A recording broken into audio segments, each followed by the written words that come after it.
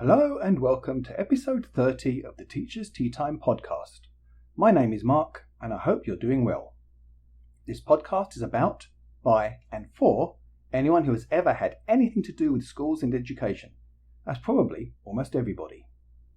We are proud to be a member of Edjacent, a design collaborative made up of educators who dream of a better world for our students and their teachers by connecting educators to their legacy. Learn more at edjacent.org. I have a mug of tea ready, so let's sit back, relax, and get on with the show. In today's episode, we speak to Edjacent designer Jared Fritzinger. Now, Jared was in our pub talk episode way back in episode 14, so you've met him before, and I suppose now that makes him a friend of the pod, as they say in the podcasting world. Whenever I get a chance to talk with Jared, we always talk for hours about so many things, and we could probably talk for even longer. In our conversation that we're going to share over the next couple of episodes, we talk about capstone projects, sustainability, using oil as cooking oil as fuel, punk rock, independent record labels, and why educators should be treated as artists. But for today's episode, we get to know Jared a little better as he shares his teacher story and introduces us to the 8th grade capstone. So, Jared, can you tell us your teacher story, who you are, where you are, how you've got there? Sure. So my name is Jared Fritzinger, and I am newly turned 40, so half my life over, I guess, or just beginning. I'm not quite That makes sure. me feel great. Huh? That makes me feel great. You know? Yeah, right. So how did I get into teaching? I guess I really have to start with how bad, in quotes, of a student I was. So I was a gifted learner growing up, intrinsically interested in a lot of stuff. I tell people all the time, I am the product of the classic American marriage. My father played on the football team and my mother was captain of the cheerleading squad in high school. And both of them were kind of classic narcissists. And they divorced when I was in the 3rd grade. I moved to Virginia Beach from Chesapeake. And my mom got remarried. Both of my parents have been remarried multiple times. And I grew up in Virginia Beach in sort of an abusive household. And the reason why this is an important thing to talk about is because that not only very much suppressed my enthusiasm for education.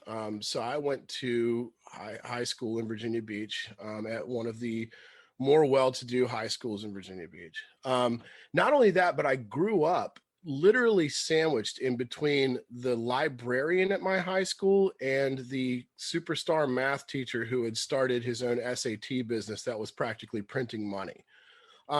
So I'm in the middle of this sort of like personal hell in between those two places and going to a high school where I'm fitting in, but the expectation in the 1990s in education was that like you just did or you didn't.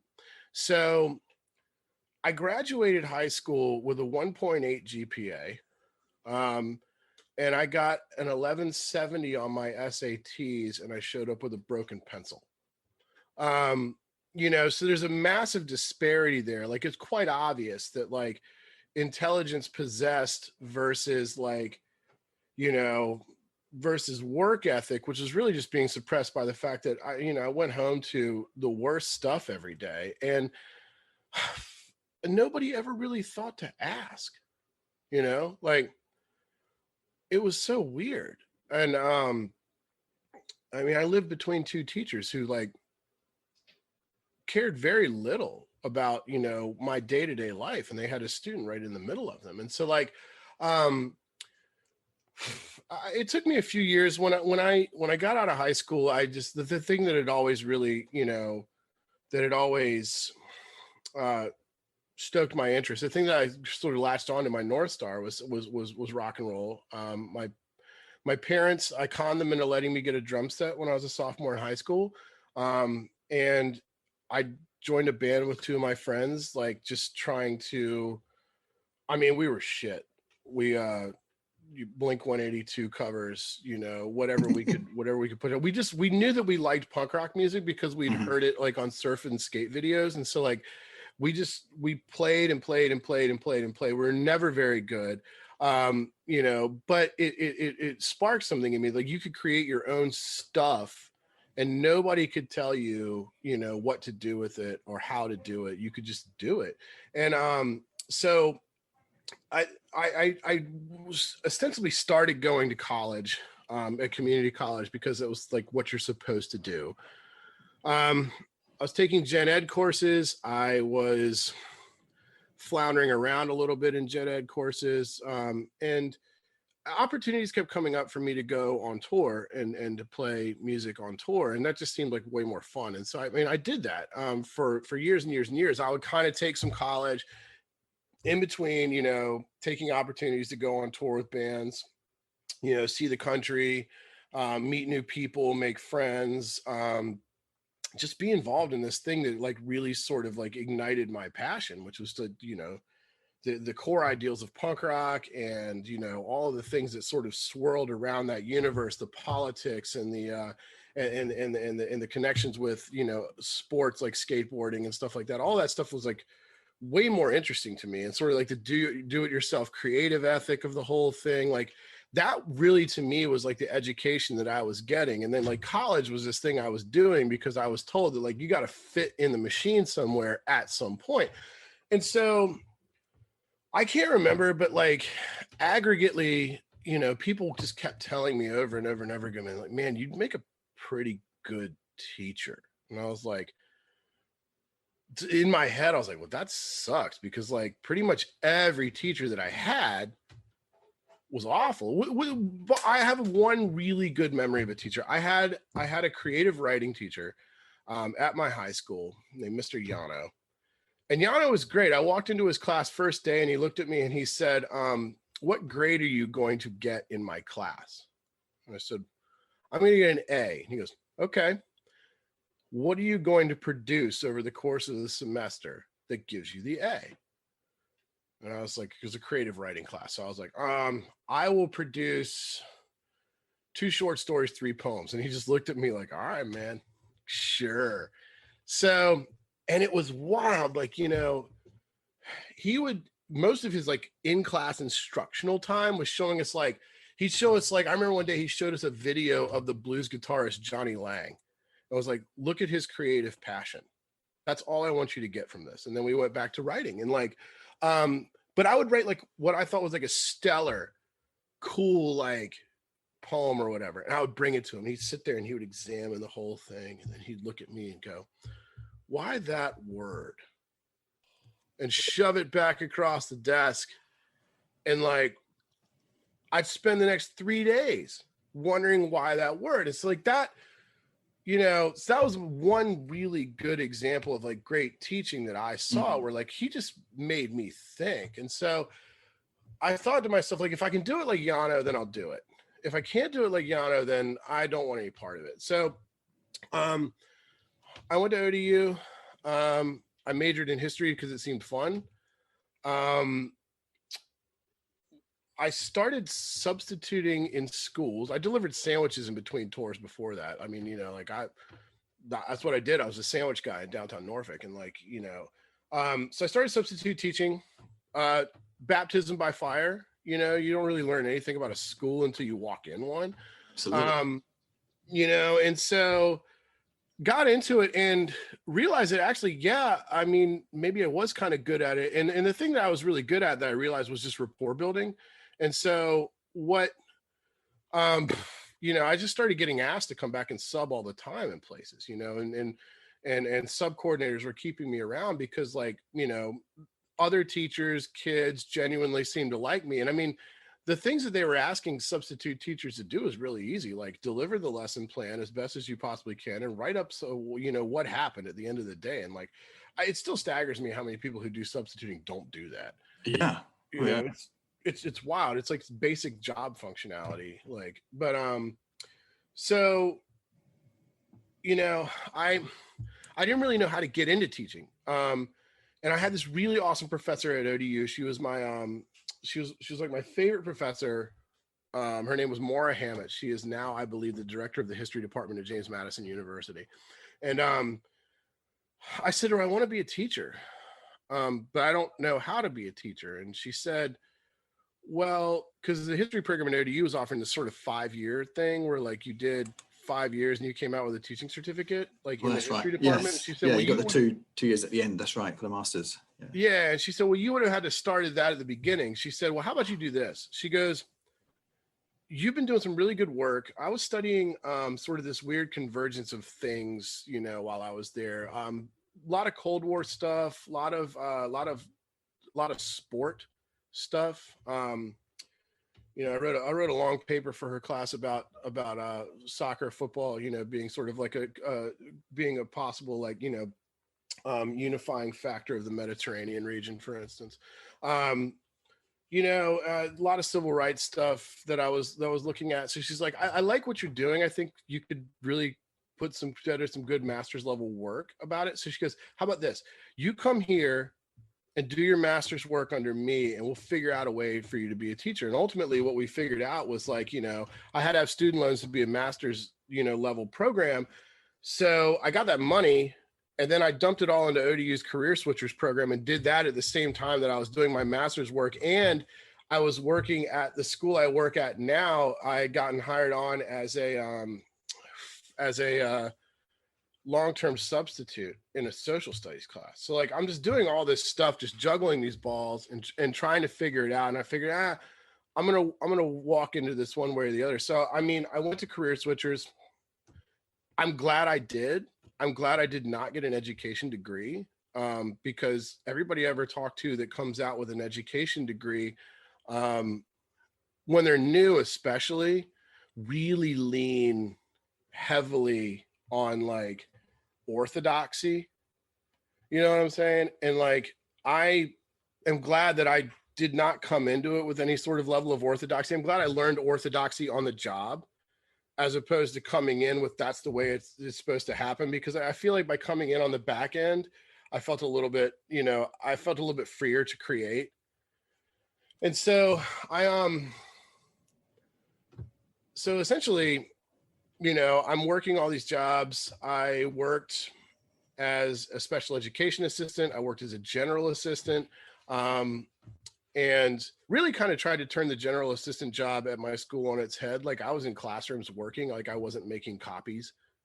Like I remember somebody actually looked at me one day and was like, the reel for the laminator needs to be changed. And I was like, oh, that sounds awful. She goes, what do you think a general assistant does? And so I went to my principal and I was like, what does a general assistant do?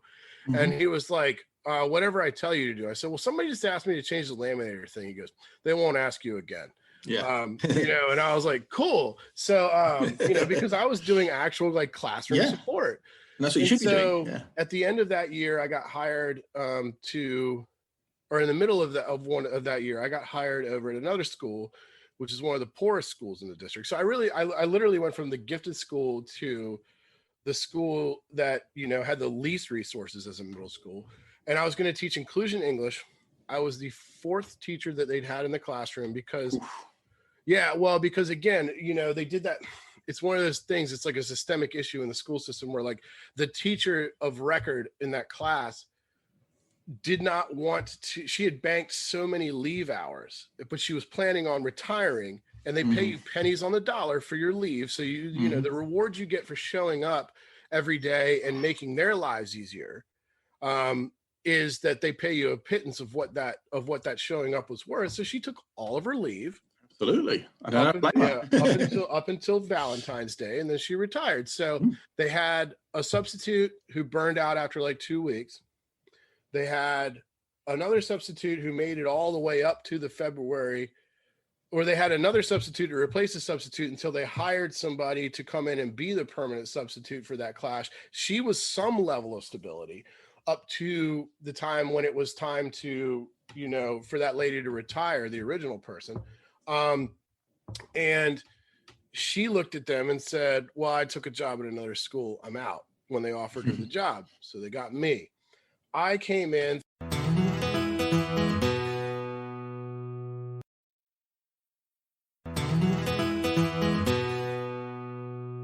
thinking that at least I've got this inclusion teacher, because it was 3 bells of inclusion, one section of advanced English that had 35 kids in it. So it was just like throwing you into the lion's den. And so I thought to myself, like, oh, well, this is all right, because at least I have this inclusion teacher who's been with them all year and knows what's going on. Literally the second day I was there, she's like, oh, I took a job in central office and teaching and learning. Have a good day. And I was like, oh my God, dude. So I got like her understudy, who was awesome. And like, I will say it was a really good situation, because the two of us just sort of like figured it out as we went along. But I really worked hard at that job. And I was determined to try and do something with it. And then my first introduction to the entire school system was at the end of that year. Like, I knew that position was open, and I had told the principal that I was really interested in keeping it, because I just wanted to teach anywhere. And she said, oh yeah, I'll take it under consideration. And then at the end of I did not find out that they weren't even considering me for that position until the last day luncheon, where she called me up in front of the school and gave me a card that wasn't signed. Lucky for me, my old principal at the place where I'd been a TA called me up that afternoon and said, would you like to come over and teach civics? And I said, yeah. And I've been there ever since. And so that essentially was my entire journey. And so it was a bumpy ride, man. But there's a lot of learning in there. Like absolutely. And the thing that I've continued to lean on, like in all the times that was like, in all of my time there, the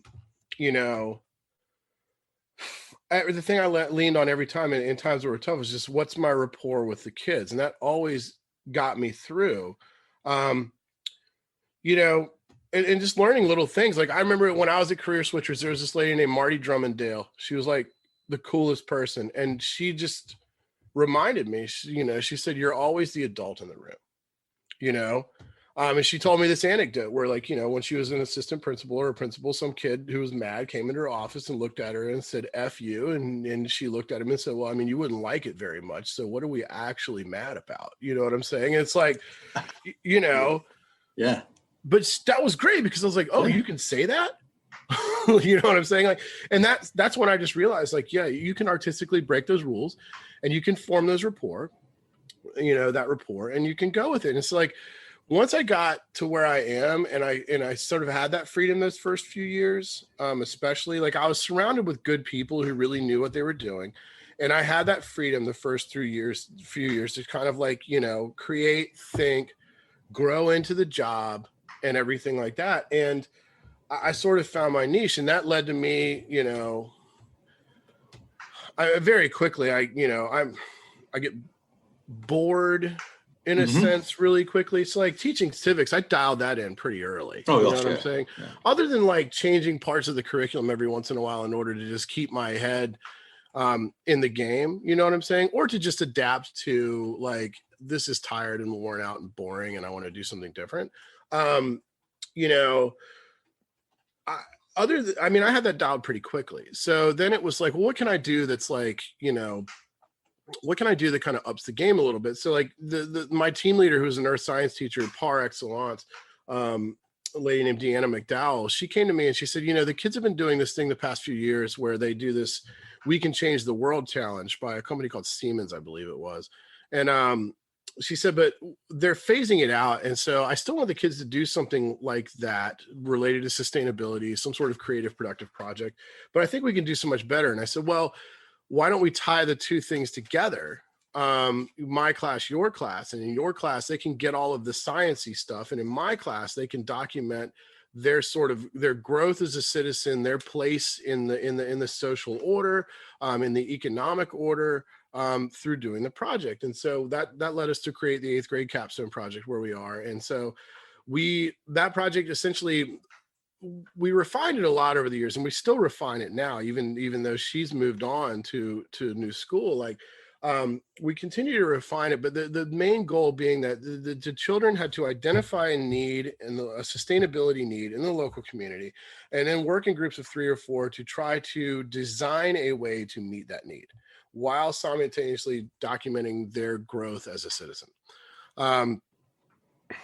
So fantastic work though when you think about what you're doing with that, because you've got learning that's centered around the student's lived experience, talking about their own growth as individuals and people in society. So it's not something that's, because a lot of times especially in a civics classroom, you hear about, this is what you're going to do when you're an adult. It's for later, Oh no, God. Yeah, civics is about what adults do. And you're a citizen now, and you've got rights and responsibilities right now, whatever grade level you are, you've got that. So you're placing them at the center of it. You're finding those connections which are outside of school. You're connecting to other subjects too. And it's stuff that matters, hopefully, because they're setting the agenda. And as an example of the sort of stuff we should be doing in schools, it's a really good example. And it's stuff, and what's good is we're seeing more and more places start to do a bit more of this interdisciplinary thinking. What they haven't yet done is gone to the point of adding in that personal piece and the reflective piece so that students can see their own position and their own growth and maybe their own direction later. Yeah, and it's like, and we've had to learn a lot of lessons, but I mean, there's so much that you can build into something like that. Like even group formation. We don't foist marriages, I guess. We do not foist kids on other kids. It's just not a thing. So we developed this really crazy double-blind process where like and I mean, you got to dig in and do the work. We meet with the kids at like lunchtime, and they come to us in one of three configurations. They're either coming to us because they have an idea, but they have nobody to work with, or they come to us as a group of people who, want to work together, but don't have an idea, or they come to us as an individual who just, needs to come to us because everybody has to have the meeting. But what we did was we created a help wanted board. It's a double blind process. So like what we do is we have a health wanted and for hire board. And like, anybody, if it's a group of three and they're seeking a fourth, well then, we have them put up a help wanted ad. If it's somebody who has a set of skills, and what we do is we have them like put down, what are my skills? I can make websites, I can do this, that, or the other. And then we tell them, it's like, the person that you're working with, all the people that you're working with don't have to be your best friends. Like, let's just say that the three of you want to go out and like dig in the garden or something, and this person's really good at, say, like, camera work or something. Well, great. Now you have somebody to document all your stuff. And that's real. That's a real life process. You go into any like, business in the world, there are people doing things that are all directly aligned towards the main goal of the business, but they're not all necessarily doing the exact same thing. And that's like even in creative shops, when I think of something like a Grow Interactive, which is a big creative shop downtown here. I mean, you have people who are coding, you have people who are graphic designing, you have people who are just project managers, like everybody's got a role. And so we do that. I mean, when it comes to project creation, I mean, we tell them that they have to, their project has to meet the three pillars of sustainability. So environmental, economic, and social, because the school system is really big on that model. And I actually love that model. I have no problems with that three pillars model, or what, or what they sometimes call triple bottom line. But we also tell them that triangle doesn't have to be equilateral. Yeah. And I have plenty of kids that, are really interested in like something that's very economic and very social, but doesn't necessarily have as much of an environmental piece. But we always try and help them find it. And like, even if it's tangentially related, that's fine. I don't need every kid to be an environmentalist. And that's why it's a sustainability project, right? So like a lot of times people equate sustainability with environmentalism, but I'm like, maybe, but there's lots of other pieces to what is a true definition of sustainability, which is meeting tomorrow's needs, comfortably, essentially. And so it's like, but you get those little pieces throughout, all throughout what we're doing. And now, like, we're trying to up it a little bit. We're trying to bring in more mentorships. We're trying to bring in more outside opportunities. But I mean, I've had kids do fabulous stuff. I've had kids speak in front of the city council. Capstone experiences such as this one, if led and driven by the students, can be truly meaningful learning experience with authentic outcomes. So in our next episode, we're going to learn more about the development of one of those projects. But until then, that was episode 30 of the Teachers Tea Time podcast. This podcast is a proud member of Edjacent, a design collaborative that connects teachers to their legacy. If you're looking for community, coaching, or content based around your needs, point your browser to www.edjacent.org and become a member for less than the cost of a pumpkin spice latte a week. So navigate to www.edjacent.org and choose Become a Member. For me, it's the stories of teachers, students and school communities that really matter. As such, this podcast is only possible with the help and support of its listeners. Please leave positive reviews wherever you are able. If you're an iTunes or Spotify subscriber, leaving a good review can really help our visibility. Also, please don't keep this podcast to yourself. Tell your friends to subscribe and listen too. One thing we all have in common is that we've been to school. Everyone has an educational story to share. So if you'd like to contribute to the pod in any way, if you have a story to share, if it's long, short, tragic or comic, if you have comments to make about the podcast or just want to say hi, you can send an email to teachersteatimepod@gmail.com. Alternatively, you can send emails to me directly using mark@edjacent.org. I love to read what you have to say. If social media is your thing, you can follow me on Twitter @markdearcop. You can find our contact information, copies of show notes, and you can download previous episodes of the podcast at www.teachersteatimepod.com. The podcast artwork was created by Phaedra. Opening and closing music is by Bryan Boyko. It's been my pleasure to be your host today. Thank you for listening.